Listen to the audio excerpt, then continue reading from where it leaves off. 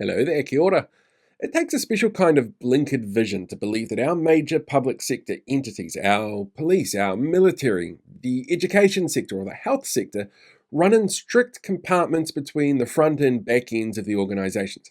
But that's the fallacy that this government is determined to run to the public with and hope that the public don't ask questions or, think about it for a moment.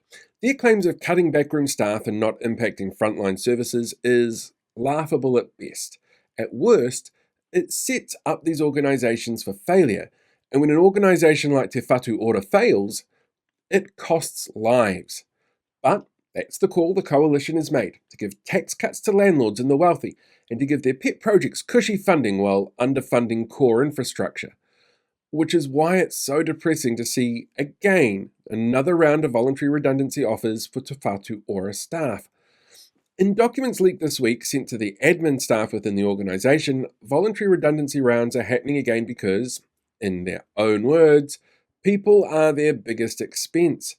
It continues the narrative that the government wants the public to believe that the issue isn't the fact that our health sector is underfunded, and it's not that they have no added pressure onto it already by reducing admin staff or underfunding primary healthcare providers or putting costs back on things like prescription medication, making it more difficult for many to take the preventative measures that stop our hospitals becoming overrun and put under extreme pressure. The sort of extreme pressure, actually, that see this sort of headline happen. Massive wait times in our emergency rooms in our largest hospitals in increasingly regular rates. Interestingly, those approached for this round of redundancies are asked not to be part of any unions, showing that unions actually offer a level of protection against these changes. They're also being told to support each other in this difficult time.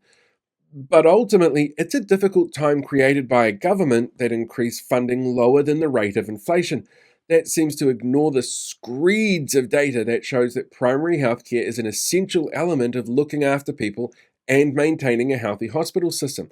That ignores the realities of an aging population. The fact is that none of our public entities can run efficiently if the admin support isn't there. And that doesn't matter if it's our hospitals or your local MP's office. Otherwise, you end up with all sorts of issues, like this flyer from my local MP. That was in my letterbox yesterday, where he claims the way to fix housing is to send kids to boot camps, making judges pass harsher sentences and focusing on gang activity. This is a mistake that admin would have helped avoid if he had more admin. Thankfully, this isn't a mistake, though, where people end up hurt or worse when the support isn't in place.